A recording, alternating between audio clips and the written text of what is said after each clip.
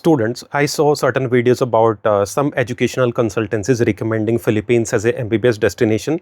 That too, अगर आपने NEET qualify नहीं भी किया है तो भी आप फिलीपींस में जाकर स्टडी कर सकते हैं बिकॉज वहाँ का MBBS का pattern is different. It follows A US curriculum जहाँ पर क्या होता है कि एक बेसिक साइंस का प्रोग्राम होता है जो कि 1.5 से 2 साल का होता है. उसके बाद फर्दर 4-4.5 साल का MD प्रोग्राम होता है as per India's NMC's requirements. तो आपकी जो कंप्लायंस होती है वो आपको MD प्रोग्राम के लिए कंप्लाई करना होता है. तो समहाउ लॉजिकली उनका क्लेम पार्शली करेक्ट है कि अगर आप यहाँ पे इस टाइम पे नीट क्वालिफाई नहीं किए हैं तो भी आप फिलीपींस जाकर अपना बेसिक साइंस का प्रोग्राम स्टार्ट कर सकते हैं एंड आप नेक्स्ट ईयर 2027 में वापस आकर यहाँ पर नीट एग्ज़ाम देकर उसको क्वालिफाई करके फर्दर आपका जो MD प्रोग्राम है उसको आप कंटिन्यू कर सकते हैं. तो क्लेम इज़ एक्यूरेट बट यहाँ पे फंडामेंटल प्रॉब्लम है कि आप फिलीपींस में जाकर आप बेसिक साइंस भी पढ़ लेंगे, साथ में विदाउट प्रिपरेशन आप वापस इंडिया आकर इंडिया का जो नीट एग्ज़ाम है उसको भी क्वालिफाई कर लेंगे. तो ऑल्दो आई वुडेंट से कि ये इम्पॉसिबल टास्क है बट क्वाइट अनलाइकली है बिकॉज नीट के लिए आपको काफ़ी ज़्यादा डेडिकेटेड प्रिपरेशन चाहिए. आपने एग्जिस्टिंगली आपने पिछले सालों में मोस्ट लाइकली कहीं ना कहीं से कोचिंग लिया था, काफ़ी डीप स्टडी की थी, बहुत मेहनत करी थी, फिर भी नीट क्वालिफाई नहीं हो पाया. तो इफ़ समबडी क्लेम्स कि आप आगे फर्दर पढ़ाई भी कर सकते हो, साथ के साथ नीट की प्रिपरेशन भी कर लोगे एंड इवेंचुअली आप इंडिया आकर नीट देकर उसके बाद उसको कंप्लाई करके आप जो फिलीपींस का MD प्रोग्राम है उसमें आप ज्वाइन करके आप अपनी MBBS डिग्री पूरी कर लेंगे. तो ऑल्दो दैट्स पॉसिबल बट काफ़ी डिफ़िकल्ट टास्क है. मतलब I would not recommend that. मतलब ठीक है, मुझे थोड़े से पैसे ज़्यादा मिल जाएंगे, मेरी थोड़ी सी इनकम हो जाएगी कि मैं बिना नीट वाले स्टूडेंट को भी MBBS प्रोग्राम में एडमिट कर पाऊंगा. तो मैं अपने प्रॉफिट के लिए ज़रूर मैं आपको 500 तरह के प्रोमिस कर सकता हूँ कि आप ये कर लेना फिर आपका ये हो जाएगा, आप ऐसा कर लेना वैसा हो जाएगा. बट प्रैक्टिकली देखा जाए तो इट इज़ वेरी अनलाइकली कि आप नीट को क्वालिफाई कर सकते हैं बेसिक साइंस पढ़ते हुए आउट ऑफ इंडिया वहाँ पर स्टडी करते हुए. और उसके बाद भी लेट्स से कि आपने नीट को क्वालिफाई कर लिया तो आप अपना MD प्रोग्राम स्टार्ट कर लेते हो.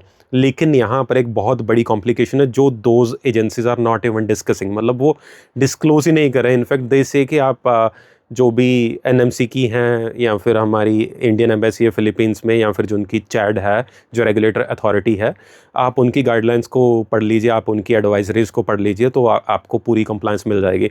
But I think either those consultants themselves did not read the guidelines या फिर वो आपको डिसगाइज कर रहे हैं कि देख लो वहाँ पर जाके पढ़ लो, वहाँ पर सारा कुछ एक्यूरेट है, क्योंकि उनको प्रॉपर एजम्पशन है कि स्टूडेंट वहाँ पर नहीं जाएगा, वहाँ पे कोई चेक करने नहीं जाएगा, डिटेल में नहीं देखेगा या उसको देखना ही नहीं आता. तो eventually they are assuming that the students are dumb and they are the smartest. तो यहाँ पे मैं आपको प्रॉपर क्लैरिटी दे देता हूँ कि अगर आप इंडिया से बाहर फिलीपींस में MBBS करते हैं तो फिलीपींस आपकी कोर्स कंप्लीट होने के बाद आपको लाइसेंस टू प्रैक्टिस नहीं देगा. और अगर आपके पास वो नहीं है तो as per the current rules, as per the norms, as of date you are not eligible to get a licence to practise in India either. तो वहाँ से आपकी डिग्री कंप्लीट हो गई, आप वहाँ भी काम नहीं कर पा रहे हैं, आप इंडिया भी एलिजिबल नहीं है रजिस्टर करके काम करने के लिए. तो यू आर स्टक एंड उसके बाद आपको ओनली ऑप्शन बचेगा कि आप किसी थर्ड कंट्री में जाके कहीं और जाके प्रैक्टिस कर सके. सुनने में ये भी बहुत अच्छा लगता है कि ठीक है यार, कोई नहीं, इंडिया में नहीं करेंगे, फिलीपींस में नहीं करेंगे, किसी और कंट्री में कर लेंगे. बट आप जिस भी कंट्री में करना चाहेंगे आपको वहाँ की लैंग्वेज चाहिए, आपको वहाँ का कंप्लायंस चाहिए, आपको वहाँ की जो भी अदर गाइडलाइंस है, जो भी रिक्वायरमेंट्स उनको फुलफिल करना. तो ये सारा कुछ कहने के लिए तो बहुत कुछ कहा जा सकता है लेकिन ईजी नहीं है, पॉसिबल नहीं है, बहुत ज़्यादा मुश्किल हो जाता है and I will not recommend it.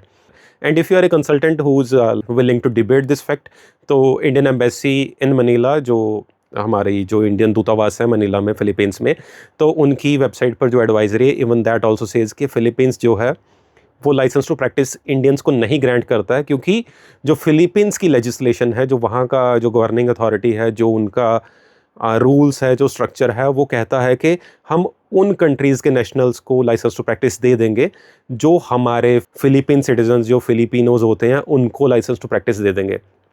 तो एज़ पर करंट सिचुएशन, जो एज़ प्रेजेंट मतलब आज की डेट में इंडिया नॉन इंडियंस को, मतलब किसी भी कंट्री से हो, कोई भी कंट्री से हो, अगर आप इंडियन सिटीज़न नहीं हैं तो इंडिया आपको लाइसेंस टू प्रैक्टिस नहीं देता. आप कितने भी ज़्यादा पढ़े हुए हों, आप बहुत बड़े प्रोफेशनल हों, आप कुछ भी हों, लेकिन आपको licence to practise medicine in India grant नहीं होता. तो क्या इंडियन गवर्नमेंट एक एक्सेप्शन कर देगी फिलीपींस के लिए? I don't think so. कर सकती है, यस, पॉसिबिलिटी है, यस, बट आज की डेट में ऐसा कुछ नहीं है. एंड मैं आपको ये नहीं बोलूँगा कि आप इस एश्योरेंस पर आज अब्रॉड में एमबीबीएस करने चला जाइए कि इवेंचुअली शायद इंडियन गवर्नमेंट फिलीपींस के सिटीजन्स को यहाँ पर इंडिया में प्रैक्टिस करने के लिए अलाउ कर देगी and reciprocally Philippines Indian citizens को वहाँ पर प्रैक्टिस करने के लिए अलाउ कर देगा। तो once again I warn you, I advise you, I inform you कि फ़िलीपींस में आप एमबीबीएस करने के लिए मत जाइए। ना तो ये नीट वाला जो कि आप वापस आके नीट दे देंगे, ना तो ये एक अच्छा ऑप्शन मेरे को दिख रहा है। एंड इवेंचुअली अगर वो आप कंप्लाई कर भी लेते हैं तो जो लास्ट पॉइंट पर आपकी मैंडेटरी रिक्वायरमेंट है कि आपको लाइसेंस टू प्रैक्टिस लेकर आना है, वो आप इवेंचुअली फुलफिल नहीं कर पाएंगे एंड आपकी एजुकेशन इंडिया में वैलिड नहीं हो पाएगी, which will leave you stuck somewhere कि आप क्या करें क्या ना करें। तो I think you will have to give up on your medical career after spending lakhs of rupees and a lot of your precious time.